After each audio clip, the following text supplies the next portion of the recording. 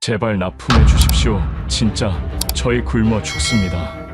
일본 굴지기업의 사장이 한국 공장 바닥에 무릎을 꿇었습니다. 3대째 40년 동안 도요타 부품을 납품해온 가업이 고작 3개월 만에 붕괴 직전에 몰렸기 때문입니다. 한국 배터리 공급이 끊기는 순간 152명의 직원은 하루아침에 실업자가 될 처지에 놓였습니다. 모든 길이 막힌 끝에 남은 선택지는 단 하나. 일본이 식민 지배하던 평생 하찮게만 생각해왔던 나라, 한국이었습니다. 그가 하천국이라 여겼던 한국의 삼성 SDI 공장에서 목격한 현실은 충격 그 자체였습니다. 그리고 일본으로 돌아간 그는 일본 국민 전체를 향해 폭탄 같은 말을 던집니다. 일본은 한국 발 아래 있는 나라입니다. 일본이 발칵 뒤집힌 그날의 진실, 지금부터 공개합니다. 아니다. 그 전에 1초 만에 누를 수 있는 좋아요 버튼을 눌러 대한민국을 응원해주세요. 또 어디서 듣고 계신지 댓글로 알려주세요. 네. 그러면 우리 대한민국 국민은 모두 하나로 연결됩니다.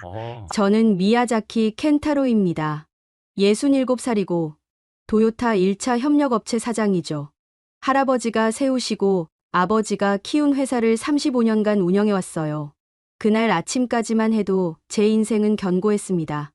60년 가업이라는 자부심, 도요타와 함께 성장해온 역사, 그 모든 게 흔들릴 거라곤 상상도 못했죠. 오전 9시 30분이었어요. 사무실에 앉아 커피를 마시고 있었습니다. TV에서 속보가 떴죠. 도요타 전기차 라인 전면 중단. 화면 속 아나운서의 목소리가 차갑게 울렸어요. 한국 배터리 공급 중단으로 인한 생산 마비입니다. 손에 쥔 커피잔이 떨렸습니다. 아니, 잔이 아니라 제 손 자체가 떨리고 있었어요. 뜨거운 커피가 손등에 튀었지만 느껴지지 않았죠. 머릿속이 하얘졌습니다. 한국 배터리 도요타가 멈춘다고요? 전화기가 울렸어요. 발신자는 도요타 본사 구매팀장이었습니다. 미야자키 사장님. 목소리가 딱딱했어요. 모든 발주를 즉시 중단합니다. 그게 전부였죠. 설명도 없었습니다. 사과도 없었어요. 그저 통보였죠. 네, 알겠습니다. 겨우 그 말만 했어요. 전화를 끊고 나서야 현실이 느껴졌습니다. 35년이었어요. 단 한 번도 주문이 끊긴 적 없었습니다. 리먼 사태 때도 동일본 대지진 때도 우린 함께 버텼죠. 도요타와 미야자키 정밀은 한 몸이나 다름없었어요. 그런데 지금 그 관계가 일방적으로 끊어진 겁니다. 사무실 창문 너머로 공장이 보였어요. 152명의 직원들이 일하고 있었습니다. 20대 신입사원부터 60대 베테랑까지, 그들의 가족까지 합하면 500명이 훌쩍 넘죠. 아이들도 있고 노부모도 있을 거예요. 제 결정 하나에 500개의 인생이 걸려 있었습니다. 가슴이 조였어요. 숨이 막혔습니다. 손바닥에 땀이 배었죠. 한국 배터리 때문에 중얼거렸어요. 도무지 이해가 안 됐습니다. 배터리 하나로 일본 자동차 산업 전체가 멈출 수 있다니. 말도 안 되는 일이었죠. 일본이 세계 최고의 자동차 강국 아니었나요? 도요타, 혼다, 닛산. 전 세계가 인정하는 브랜드들이잖아요. 그런데 지금 한국 부품 하나 때문에 모든 게 멈췄다는 겁니다. 믿을 수가 없었어요. 책상 위 가족 사진을 봤습니다.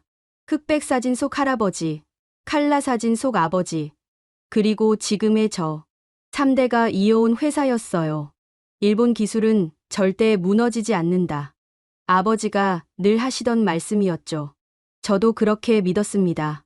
우리 기술이면 충분하다고, 일본이 최고라고 생각했어요. 그런데 지금 보니 착각이었던 겁니다. 우린 이미 한국 없이는 아무것도 할 수 없는 구조였던 거죠. 모르고 있었어요. 아니, 모른 척했던 겁니다. 다음 날 아침, 공장 문 앞에 직원들이 모여 있었습니다. 소문은 이미 퍼진 듯했어요. 불안한 눈빛들이 저를 향했죠. 사장님, 우리 어떻게 되는 겁니까? 40대 중반쯤 돼 보이는 직원이 물었습니다. 목소리가 떨리고 있었어요. 대답할 수 없었어요. 입이 열리지 않았습니다. 뭐라고 말해야 할까요? 괜찮다고요? 거짓말이죠. 걱정하지 말라고요? 저부터 걱정투성이인데 67년을 살면서 이렇게 무력한 적이 없었어요. 최선을 다하겠습니다. 겨우 그 말만 했습니다. 최선이 뭔지도 모르면서 그렇게 말했죠. 직원들의 표정이 어두워졌어요. 제 대답이 그들을 안심시키지 못했다는 걸 알았습니다. 사무실로 돌아와 의자에 앉았어요. 천장을 올려다봤죠. 형광등 불빛이 눈부셨습니다. 왜 하필 한국이었을까? 왜 하필 배터리였을까? 그 질문들이 머릿속을 맴돌았어요. 그런데 대답은 나오지 않았습니다. 어릴 적부터 들었던 이야기가 있습니다. 한국은 일본이 가르친 나라다. 할아버지도 아버지도 그렇게 말씀하셨어요. 저도 당연하게 믿었죠. 의심해 본 적이 없었습니다. 할아버지는 전쟁이 끝나고 폐허에서 일본을 다시 세운 세대였죠. 우리가 한국의 기술을 전수했다. 늘 그렇게 말씀하셨습니다. 철강도, 자동차도, 전자제품도 전부 일본이 가르쳤다고요. 한국은 그걸 배워서 성장한 나라라고 하셨어요. 아버지 세대도 마찬가지였습니다. 1980년대 한국 기업들이 일본 기술을 배우러 왔던 시절이 있었죠. 삼성, LG, 현대. 그들은 일본 공장을 견학했고 일본 기술자들에게 배웠어요. 봐라. 저것들이 우리한테 배우러 온다. 아버지는 그게 자랑스러우셨습니다. 저도 그 시절을 기억해요. 97년 한국에 금융위기가 왔을 때죠. 뉴스에서 한국 사람들이 금반지를 모으는 장면을 봤습니다. 저것 봐라. 역시 안 되는 나라야. 공장 직원들이 그렇게 말했어요. 저도 고개를 끄덕였습니다. 한국은 우리보다 약한 나라라고 생각했죠. 2000년대 초반에는 반도체 수출 규제가 있었어요. 일본 정부가 한국의 핵심 소재 수출을 제한했죠. 이제 한국은 끝이다. 사람들이 그렇게 말했습니다. 반도체 없이 뭘 하겠느냐고. 결국 일본한테 고개 숙일 거라고 했어요. 그런데 몇 년 지나니까 한국이 그 소재를 자체 개발했다는 뉴스가 나왔습니다. 처음엔 믿지 않았어요. 품질이 형편없을 거다. 그렇게 생각했죠. 일본 기술을 따라올 수 없을 거라고 확신했습니다. 제자가 스승을 넘을 수 없다는 건 당연한 이치 아닌가요? 아버지는 돌아가시기 전까지 그 믿음을 버리지 않으셨어요. 켄타로, 명심해라. 일본 기술은 세계 최고다. 병상에서도 그 말씀을 하셨죠. 한국이 아무리 따라와도 우리를 넘을 순 없어. 우리가 가르친 건데 어떻게 스승을 넘겠느냐. 저는 고개를 끄덕였습니다. 네. 아버지 말씀이 맞습니다. 회사를 물려받고 나서도 그 생각은 변하지 않았어요. 도요타와 일하면서 일본 기술의 우수성을 매일 확인했습니다. 정밀도, 내구성, 품질 관리. 모든 면에서 완벽했죠. 역시 일본이야. 자부심이 있었어요. 한국 배터리가 전기차에 들어간다는 걸 알았을 때도 별 생각 없었습니다. 그냥 싼 게 장점이겠지. 그렇게 치부했어요. 가격 경쟁력 때문에 쓰는 거라고 생각했죠. 품질은 당연히 일본 파나소닉이 더 좋을 거라고 믿었습니다. 그런데 지금 그 한국 배터리 없이는 도요타가 멈춰버렸어요. 단순히 가격 때문이 아니었던 겁니다. 기술 때문이었죠. 성능 때문이었어요. 일본 배터리로는 안 되니까 한국 배터리를 쓴 거였습니다. 그 사실이 받아들여지지 않았어요. 왜 한국이 감히? 화가 났습니다. 분노가 치밀어 올랐죠. 우리가 가르친 나라잖아요. 우리 기술로 성장한 나라라고요. 그런데 지금 우리를 무릎 꿇게 만들다니. 밤에 잠이 오지 않았습니다. 침대에 누워서 천장만 바라봤어요. 할아버지 목소리가 들렸습니다. 일본이 최고다. 아버지 목소리도 들렸죠. 제자가 스승을 넘을 순 없다. 그런데 현실은 달랐어요. 제자가 스승을 넘은 게 아니라 애초에 제자가 아니었던 건 아닐까요? 아니에요. 그럴 리 없습니다. 저는 고개를 저었어요. 한국은 분명 우리보다 아래였죠. 지금도 그럴 거예요. 이건 일시적인 현상일 뿐입니다. 곧 일본이 다시 따라잡을 거예요. 하지만 가슴 한쪽이 불안했습니다. 혹시 제가 틀렸던 건 아닐까? 우리가 믿어왔던 게 전부 착각이었던 건 아닐까? 그 생각이 들자 두려워졌어요. 67년간 믿어온 모든 것이 무너질 것 같았습니다. 다음 날 자료를 찾기 시작했습니다. 제대로 알아야 했어요. 한국 배터리가 정말 그렇게 대단한지 아니면 그냥 일시적인 현상인지 확인하고 싶었죠. 노트북을 켰어요. 검색창에 글로벌 배터리 시장 점유율을 입력했습니다. 엔터를 누르는 손가락이 떨렸어요. 화면에 그래프가 떴죠. 숫자들이 보였습니다. LG 에너지 솔루션 23%, SK온 13%, 삼성 SDI 8%, 한국 3사 합치니까 44%였어요. 거의 절반이었습니다. 그 아래 파나소닉은 12%, 일본 전체를 합쳐도 한국 한 회사에도 못 미쳤죠. 손으로 화면을 문질렀어요. 혹시 잘못 본 건 아닐까 싶었습니다. 다시 봤죠. 똑같았어요. 숫자는 변하지 않았습니다. 조작일 수도 있어. 혼잣말을 했어요. 한국 쪽 자료니까 부풀렸을 거라고 생각했습니다. 일본 경제산업성 사이트로 들어갔죠. 공식 통계를 확인했어요. 거기도 똑같았습니다. 한국이 압도적이었어요. 다른 자료를 찾았습니다. 배터리 에너지 밀도 비교표였어요. 킬로그램당 와트시 단위로 나와 있었죠. LG 에너지 솔루션 270와트시, SK온 260와트시, 파나소닉은 240와트시였습니다. 숫자 차이가 작아 보일 수도 있어요. 하지만 배터리 업계에선 10와트시 차이도 엄청난 겁니다. 그게 주행거리 50km 차이로 나타나거든요. 한국 배터리가 일본보다 한 세대 앞서 있었던 겁니다. 불량률 데이터도 봤어요. 한국 배터리는 만 개당 1건 미만이었습니다. 파나소닉은 3건이었죠. 3배 차이였어요. 이게 맞나? 중얼거렸습니다. 믿고 싶지 않았어요. 충전 속도 비교 자료를 열었습니다. 80% 충전까지 걸리는 시간이었죠. 한국 배터리는 18분, 일본은 27분, 거의 10분 차이였어요. 전기차 시대에서 10분은 승부를 가르는 시간입니다. 자료를 보면 볼수록 현실이 명확해졌어요. 한국이 일본을 앞섰다는 게 아니었습니다. 아예 다른 차원에 있었던 거죠. 비교 자체가 안 되는 수준이었어요. 책상에 머리를 묻었습니다. 숨이 막혔어요. 할아버지가, 아버지가 평생 믿어온 게 거짓이었던 겁니다. 아니, 거짓까지는 아니었어요. 그때는 맞았을 수도 있죠. 하지만 지금은 아니었습니다. 세상이 바뀌었는데 우리만 과거에 머물러 있었던 거예요. 제자가 스승을 넘을 수 없다. 아버지 말씀이 귓가에 맴돌았어요. 웃음이 나왔습니다. 쓴 웃음이었죠. 제자가 스승을 넘은 게 아니었어요. 애초에 제자가 아니었던 겁니다. 우린 그들을 과소평가했던 거죠. 금융위기 때를 떠올렸어요. 한국 사람들이 금을 모으던 장면. 안 되는 나라라고 비웃었던 기억. 그런데 그들은 그 위기를 딛고 일어섰습니다. 우리가 비우는 동안 그들은 기술에 투자했어요. 연구했고 개발했죠.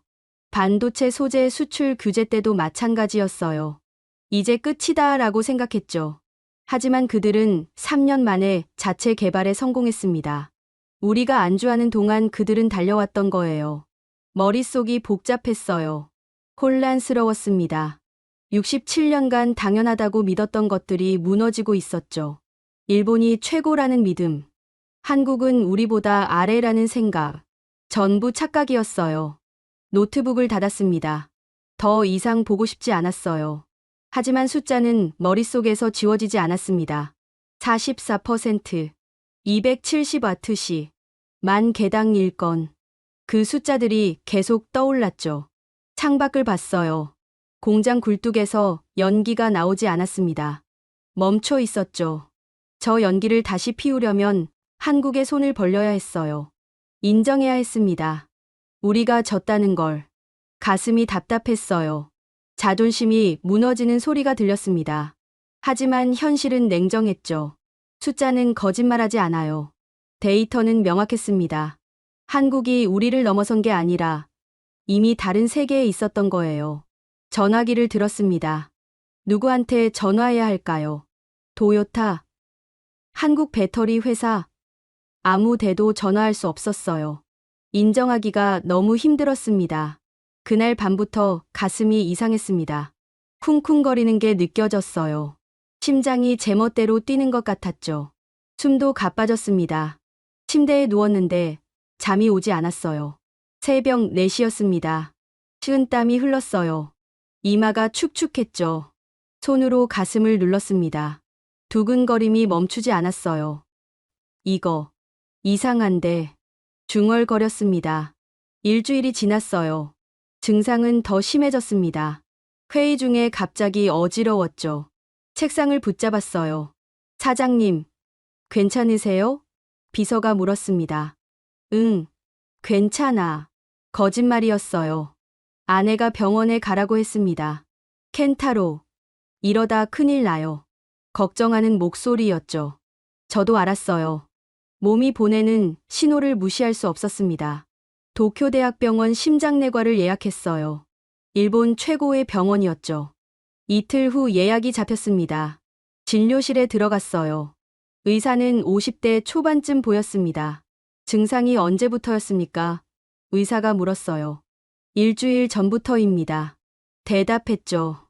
가슴 두근거림, 호흡곤란, 어지럼증이 있습니다. 의사는 고개를 끄덕였어요. 청진기를 가슴에 댔습니다. 차가웠어요. 의사가 뭔가 생각하는 표정이었죠. 혈압 재보겠습니다. 간호사가 혈압계를 감았어요. 150대 95. 높았습니다. 심전도 검사가 필요하겠습니다. 의사가 말했어요. 검사실로 갔죠. 가슴에 전극을 붙였습니다. 기계가 삐삐 소리를 냈어요. 10분쯤 걸렸습니다. 결과를 들고 다시 진료실로 갔어요. 의사가 종이를 보더니 말했습니다. 부정맥이 보이네요. 정밀 검사가 필요합니다. 심장 CT와 혈관 조영술을 해야 한다고 했어요. 언제 할 수 있습니까? 물었습니다. 의사는 컴퓨터를 확인했어요. 2주 후에 가능합니다. 2주요? 귀를 의심했죠. 더 빨리는 안 됩니까? 급한 마음에 물었어요. 죄송하지만 예약이 꽉 찼습니다.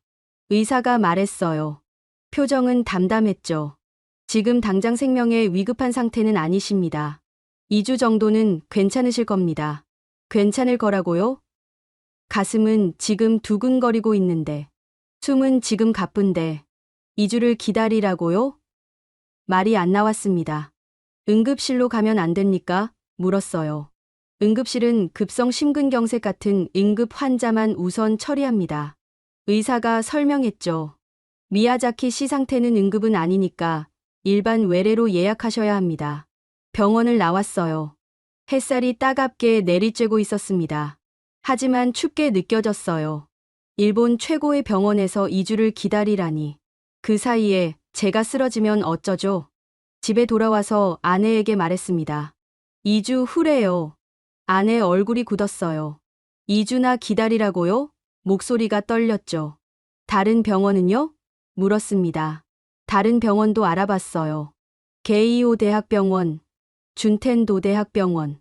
전부 비슷했습니다. 빠르면 열흘, 느리면 3주였어요. 일본 의료 시스템이 이렇게 느린 줄 몰랐죠.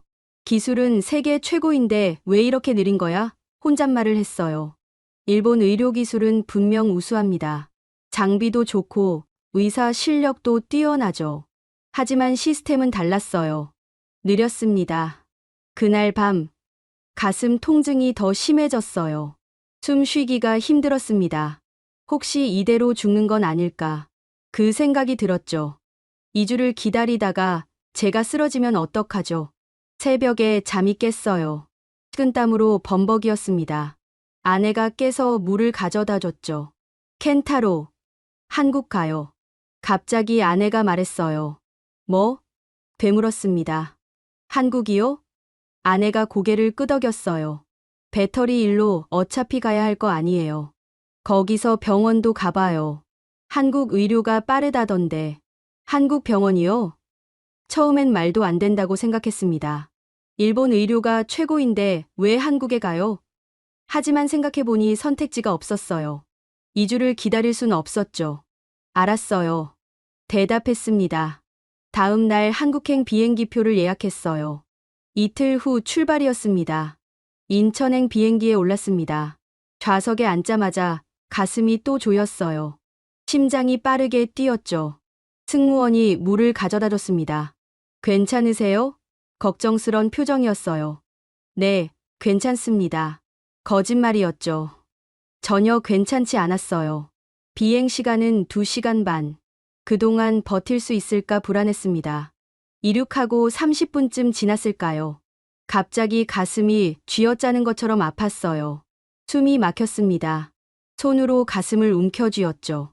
켄타로, 옆자리 아내가 소리쳤어요. 승무원이 달려왔습니다. 승객 중에 의사분 계십니까? 기내 방송이 나왔어요. 다행히 한 명이 있었죠. 50대쯤 되어 보이는 남자였습니다. 맥박이 너무 빠릅니다. 의사가 말했어요. 착륙하는 대로 바로 병원으로 가셔야 합니다. 목소리가 단호했죠. 저는 고개를 끄덕일 수밖에 없었어요. 비행기가 인천공항에 착륙했습니다. 휠체어가 기다리고 있었어요. 저 걸을 수 있습니다.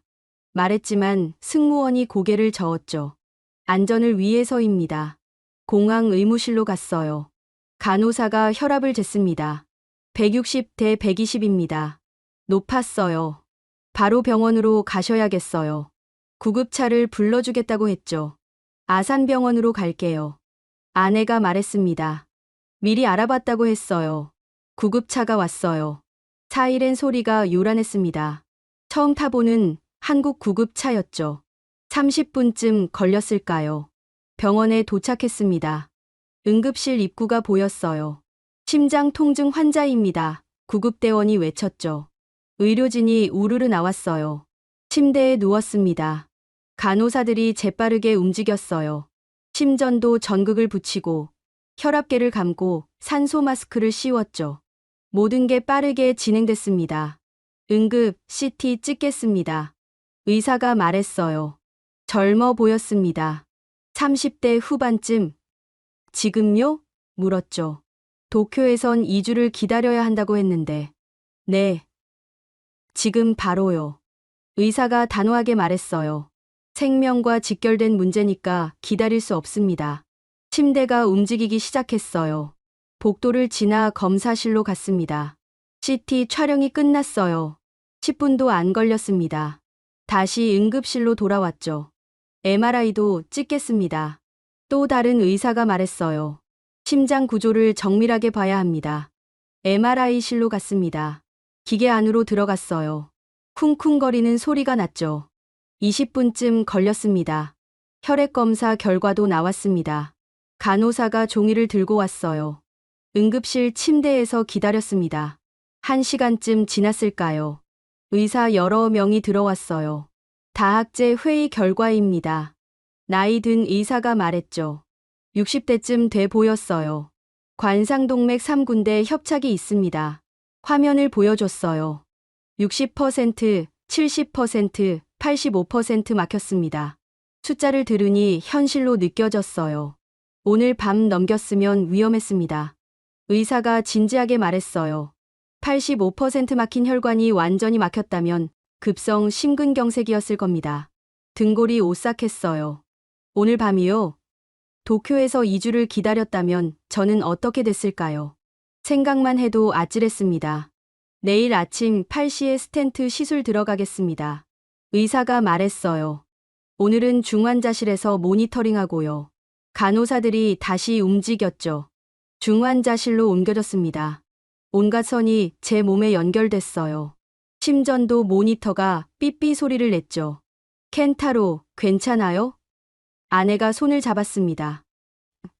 응, 대답했어요. 그런데 눈물이 났습니다. 왜 우는지 모르겠어요. 무서웠던 걸까요? 안도해서였을까요? 그냥 눈물이 흘렀습니다. 일본에서는 2주를 기다리라고 했어요. 한국에서는 당일에 모든 검사를 끝냈죠. CT, MRI, 혈액 검사, 심장 초음파. 전부 6시간 만에 끝났습니다. 이 나라는 빠르네요. 중얼거렸어요. 아내가 웃었습니다. 그러게요. 한국 의료가 이렇게 빠른 줄 몰랐어요. 모니터 화면을 봤어요. 제 심장 박동이 그래프로 나타났습니다. 규칙적으로 뛰고 있었죠. 살아있다는 증거였어요. 이 나라가 절 살린 겁니다. 감사합니다. 지나가는 간호사에게 말했어요. 한국말로요. 서툴렀지만 마음을 담았습니다. 간호사가 미소 지었어요. 천만에요. 편히 쉬세요. 다음 날 아침 8시 수술실로 들어갔습니다. 차가운 조명이 눈부셨어요. 긴장하지 마세요. 의사가 말했죠. 국소 마취라서 의식은 있을 겁니다. 손목에 주사를 놓았어요. 서늘한 감각이 퍼졌습니다. 모니터 화면에 제 심장 혈관이 보였죠. 검은 선들이 복잡하게 얽혀 있었어요. 저게 제 심장입니까? 물었습니다. 네. 여기 보이시죠? 의사가 화면을 가리켰어요. 이 부분이 막힌 곳입니다. 혈관이 가늘어진 게 보였죠. 지금 스텐트 넣겠습니다. 가는 관이 혈관 속으로 들어갔어요. 화면으로 보니 신기했습니다. 내 몸속인데 처음 보는 풍경이었죠. 조금만 참으세요. 의사가 말했어요. 뭔가 펴지는 느낌이 들었습니다. 아프진 않았어요. 그냥 이상한 감각이었죠. 됐습니다. 의사가 말했어요. 두 번째 혈관 갈게요. 같은 과정이 반복됐습니다.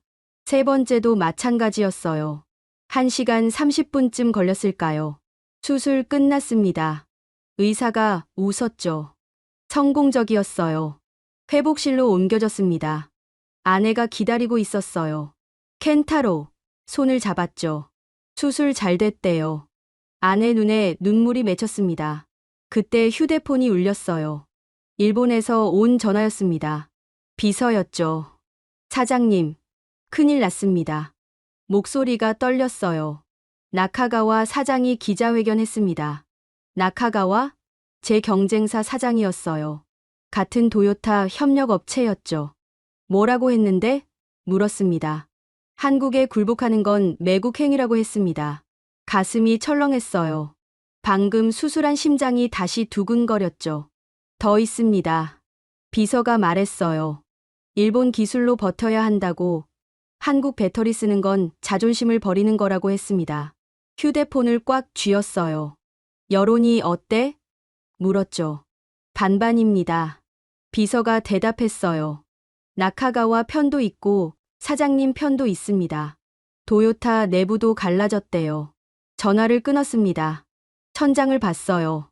형광등이 희미하게 빛나고 있었죠. 매국이라. 중얼거렸습니다. 한국 기술 쓰는 게 매국이라고요? 아내가 걱정스럽게 봤어요. 켄타로, 괜찮아요? 고개를 끄덕였죠. 응, 괜찮아. 거짓말이었어요. 전혀 괜찮지 않았습니다. 머릿속이 복잡했어요. 나카가와 말도 틀린 건 아니었습니다. 일본 기술로 버텨야 한다는 것도 맞는 말이죠. 하지만 현실은 달랐어요. 일본 기술론 안 됐습니다. 병실 창문으로 서울 풍경이 보였어요. 높은 빌딩들이 늘어서 있었죠. 저 도시가 제 생명을 살렸습니다. 일본에서 2주를 기다렸다면 전 죽었을 거예요. 기술도 마찬가지 아닐까요? 일본 기술 고집하다간 회사가 죽습니다. 152명 직원도, 그 가족들도 다 무너지죠. 자존심이 중요할까요? 생존이 중요할까요? 사흘 후 퇴원했습니다. 일주일 푹 쉬세요. 의사가 말했어요. 무리하시면 안 됩니다. 고마웠어요. 정말 고마웠습니다. 호텔로 돌아왔어요. 침대에 누웠죠. 휴대폰을 켰습니다. 메시지가 수십 개 와 있었어요. 일본 기자들이었습니다. 미야자키 사장님, 한국 배터리 쓸 겁니까? 나카가와 사장 발언에 대한 입장은? 대답하지 않았어요. 아직 준비가 안 됐습니다. 뭐라고 말해야 할지 몰랐죠. 한국 배터리 쓰겠다고 하면 매국노가 되는 걸까요? 회사 살리려는 건데도요. 밤이 됐습니다. 잠이 오지 않았어요. 일어나서 창밖을 봤죠. 서울 야경이 아름다웠습니다. 불빛들이 반짝였어요. 이 나라는, 말을 시작했습니다. 이 나라는 날 살렸어. 혼잣말이었죠. 기술도 있고, 시스템도 있고, 속도도 있어. 일본이 자랑하던 것들이었어요. 우리가 최고라고 믿었던 것들. 그런데 한국이 더 앞서 있었습니다. 배터리도, 의료도, 전부요. 결정해야 했어요. 자존심을 지킬 건가, 생존을 택할 건가. 둘 중 하나였습니다. 중간은 없었죠.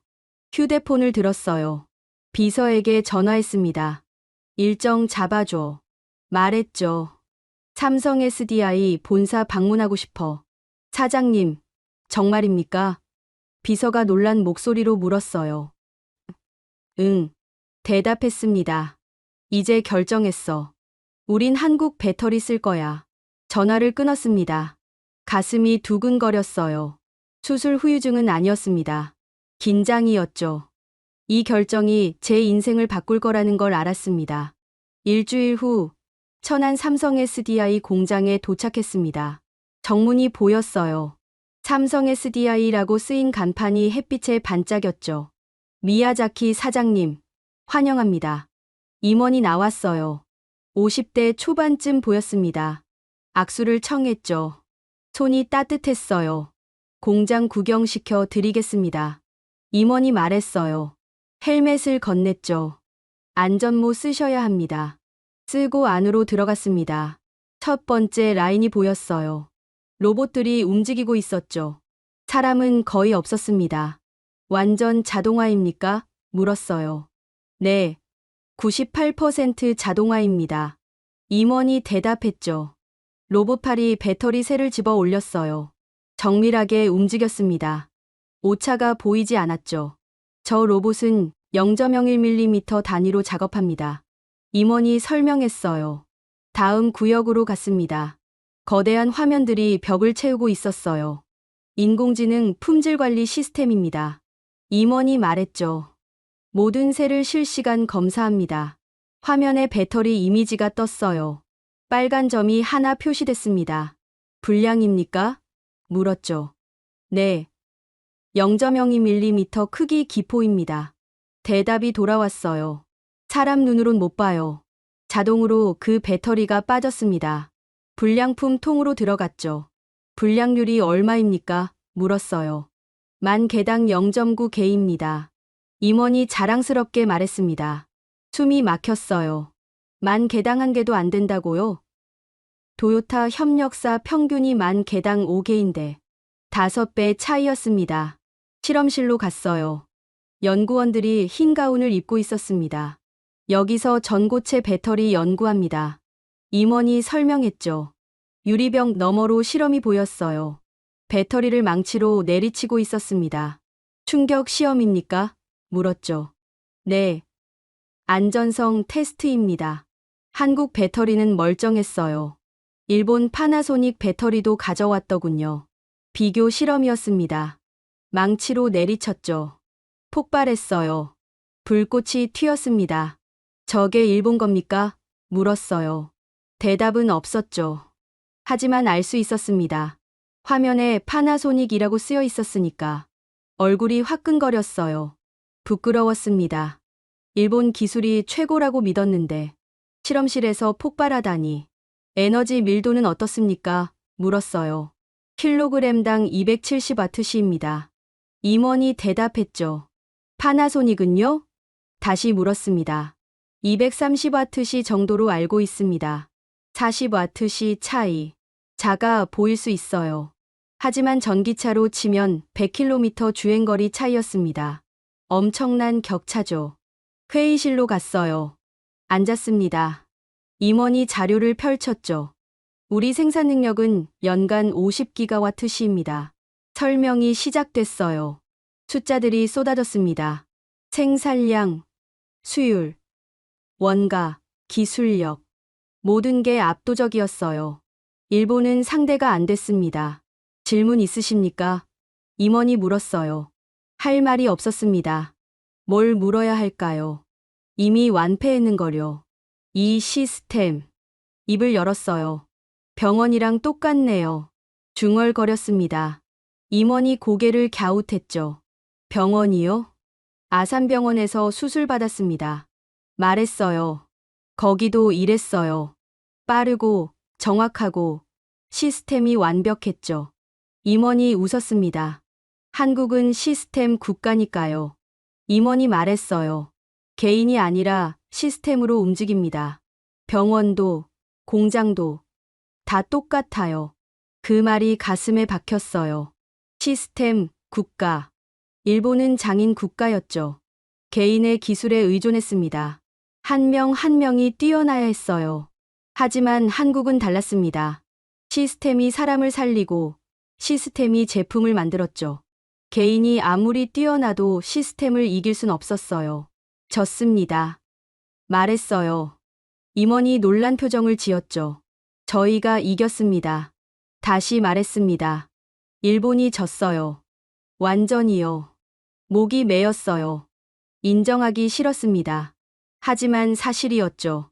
숫자로, 실험으로, 시스템으로 증명됐어요. 도와주십시오. 고개를 숙였습니다. 제 회사를 살려주세요. 150두 명 직원들을 살려주세요. 임원이 잠시 침묵했어요. 조건이 있습니다. 드디어 입을 열었죠. 들어보겠습니다. 대답했습니다. 일본 정부가 공식 사과해야 합니다.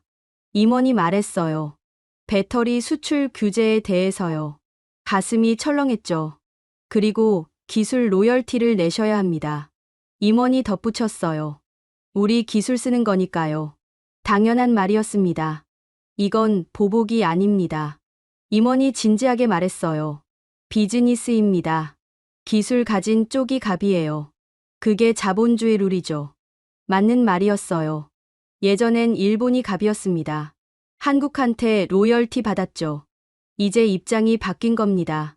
알겠습니다. 대답했어요. 조건 받아들이겠습니다. 임원이 손을 내밀었죠. 악수했습니다. 공장을 나왔어요. 하늘을 봤습니다. 구름 한 점 없이 맑았죠. 가슴이 답답했어요. 일본 사람으로서 처음 느껴보는 감정이었습니다. 패배.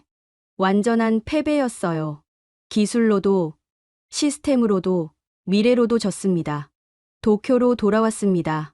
공항에 기자들이 몰려 있었어요. 미야자키 사장님, 카메라 플래시가 터졌죠. 한국 배터리 쓰실 겁니까? 누군가 소리쳤어요. 나카가와 사장 발언에 대한 입장은요? 다른 기자가 물었습니다. 아무 대답도 하지 않았어요. 차에 올라탔죠. 집으로 가는 길, 거리가 낯설게 느껴졌습니다. 일주일 만에 돌아온 도쿄였는데 다른 도시 같았어요. 다음 날, 회사 이사회를 열었습니다. 이사들이 모였어요. 12명이었죠. 사장님, 결정하셨습니까? 한 이사가 물었습니다. 한국 배터리 씁니다. 말했어요. 회의실이 술렁였죠. 조건이 있습니다. 이어서 말했습니다. 일본 정부 사과와 기술 로열티입니다. 말도 안 됩니다. 나이 든 이사가 소리쳤어요. 그건 굴욕입니다. 다른 이사들도 고개를 끄덕였죠. 굴욕이 아닙니다. 제가 말했어요. 생존입니다. 150두 명 직원 생각해 보세요. 그 가족들은요? 하지만 자존심이. 이사가 말을 이었죠. 자존심으로 밥 먹습니까? 제가 끊었어요. 자존심으로 월급 줍니까? 회의실이 조용해졌어요. 저 한국에서 수술 받았습니다. 말했죠. 일본에선 2주를 기다리래요. 한국은 당일에 해줬습니다. 배터리도 봤어요. 이어서 말했습니다. 우리가 졌어요. 완전히요. 인정해야 합니다. 한 이사가 입을 열었어요. 사장님 말씀이 맞습니다. 40대 젊은 이사였죠. 현실을 봐야 해요. 과거에 살 순 없습니다. 투표했습니다. 찬성 7, 반대 5. 근소하게 통과됐어요. 결정된 겁니다. 이틀 후 삼성 SDI 본사로 갔습니다. 서울 강남이었어요. 높은 빌딩이 하늘을 찔렀죠.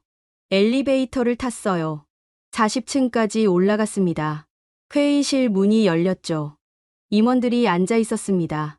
앉으시죠. 전무가 말했어요. 의자에 앉았습니다. 테이블이 넓었어요. 저쪽 끝에 임원들이, 이쪽 끝에 제가 앉았죠. 조건 수락하셨습니까? 전무가 물었어요. 네. 네. 대답했습니다. 일본 정부 사과 요청하겠습니다. 전무가 고개를 끄덕였어요. 기술 로열티는요? 다시 물었죠. 매출의 3% 지불하겠습니다. 대답했습니다. 좋습니다. 전무가 미소 지었어요. 그런데 일어나지 않았습니다. 뭔가 더 있나 싶었죠. 미야자키 사장님. 전무가 진지하게 말했어요. 한 가지 더 있습니다.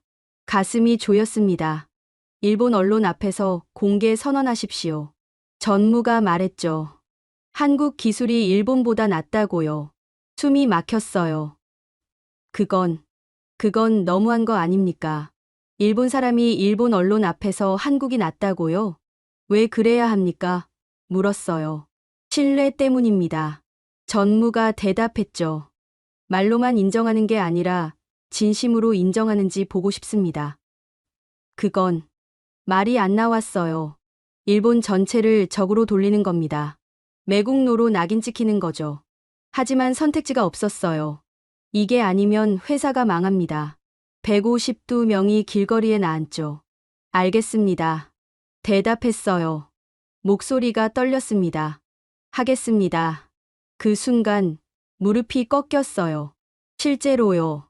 의자에서 일어나려다 힘이 풀렸습니다. 바닥에 무릎이 닿았죠. 사장님, 비서가 놀라서 소리쳤어요.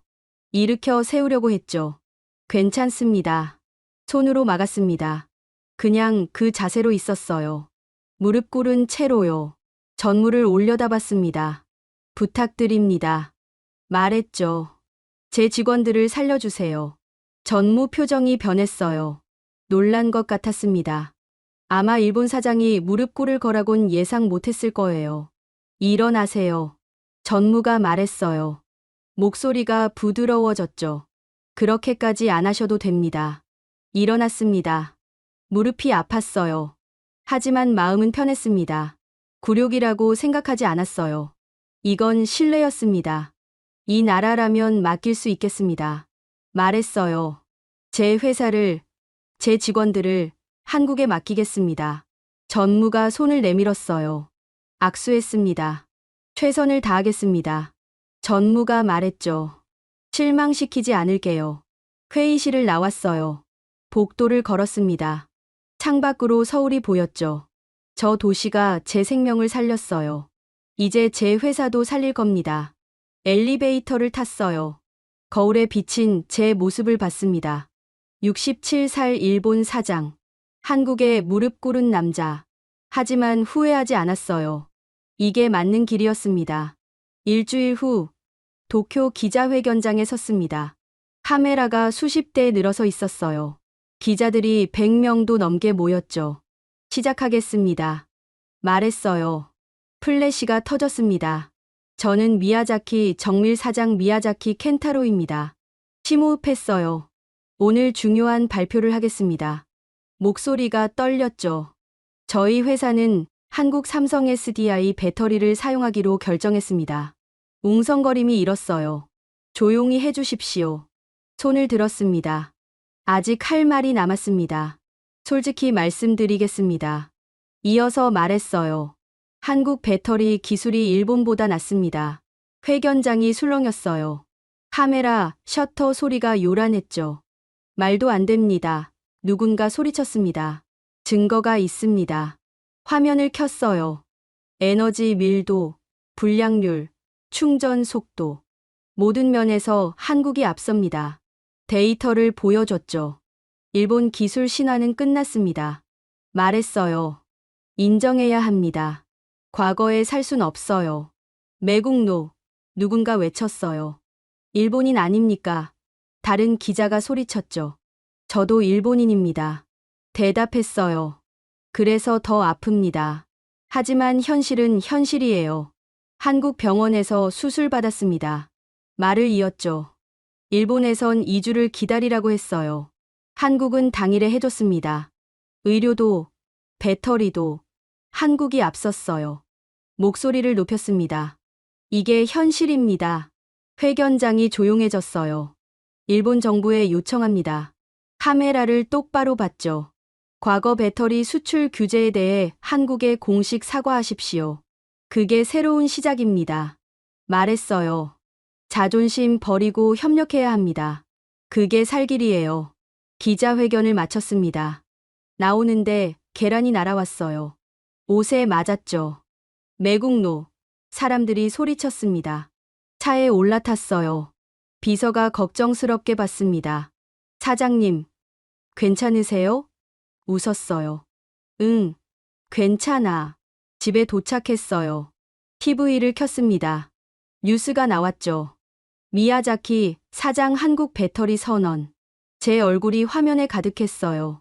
댓글들이 올라왔습니다. 매국노다. 일본 망신시킨다. 부끄럽다. 악플이 대부분이었어요. 하지만 다른 댓글도 있었습니다. 용기 있는 결정이다. 현실을 인정해야 한다. 미야자키가 옳다. 휴대폰이 울렸어요. 아들 다카였습니다. 미국에서 일하고 있죠. 아버지. 목소리가 떨렸어요. 다카, 뉴스 봤구나. 말했습니다. 네. 아들이 대답했죠. 아버지, 대단하세요. 뭐가? 물었어요. 용기요. 아들이 말했습니다. 일본 전체 앞에서 진실을 말씀하셨잖아요. 다카, 말했어요. 집에 돌아올 생각 없니? 침묵이 흘렀습니다. 회사 물려줄 사람이 필요해. 생각해 볼게요. 아들이 대답했어요. 아버지가 바꾸신 회사라면 저도 해볼 만할 것 같아요. 전화를 끊었어요. 눈물이 났습니다. 기쁨의 눈물이었죠. 한 달 후, 삼성 SDI 트럭이 도착했습니다. 공장 앞에 섰어요. 배터리 도착했습니다. 직원이 소리쳤죠. 직원들이 환호했어요. 152명이 박수 쳤습니다. 공장 굴뚝에서 다시 연기가 피어올랐죠. 재가동합니다. 공장장이 외쳤어요. 기계가 돌아가기 시작했습니다. 1년 만이었어요. 사무실로 돌아왔어요. 창문으로 공장이 보였습니다. 연기가 하늘로 올라갔죠. 살아났구나. 회사가 살아났어. 책상 위 가족 사진을 봤어요. 할아버지, 아버지, 저, 그리고 곧 아들도 들어올 겁니다. 아버지, 중얼거렸어요. 죄송합니다. 아버지 말씀 지키지 못했어요. 하지만 후회는 없었어요. 하지만 회사는 살렸습니다. 사진을 쓰다듬었죠. 직원들도 지켰어요. 창밖을 봤습니다. 석양이 지고 있었어요. 붉은 빛이 공장을 물들였죠. 한국은 제자가 아니었습니다. 스승도 아니었어요. 파트너였습니다. 함께 가야 할 동반자였죠. 그걸 깨닫는데 67년이 걸렸습니다. 늦었지만 지금이라도 알게 돼서 다행이에요. 새로운 시작이었습니다. 일본과 한국, 과거가 아닌 미래를 향해 함께 가는 길. 그 길 위에 저도 서 있습니다. 여러분은 언제 한국의 진짜 실력을 느끼셨나요? 이 이야기가 마음에 닿았다면 구독과 좋아요 부탁드립니다. 부탁드립니다. 부탁드립니다. 부탁드립니다.